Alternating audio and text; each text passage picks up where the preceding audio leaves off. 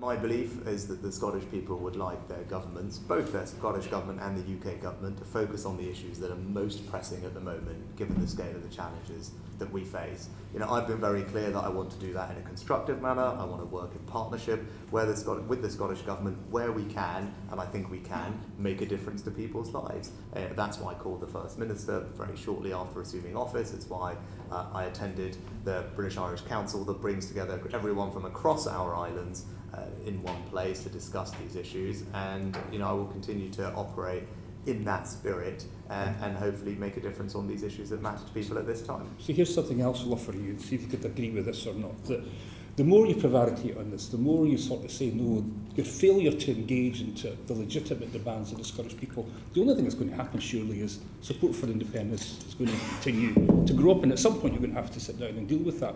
Why don't you just deal with that just now? Why don't you bring forward the necessary change in the legislation so we could do this? Because the other option surely is support for independence is going to go up, and at some point you're going to have to address this.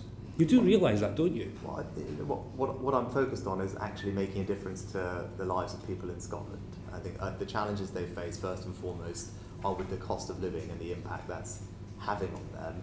I want to do everything I can to try and alleviate some of those burdens and provide opportunity and jobs for them.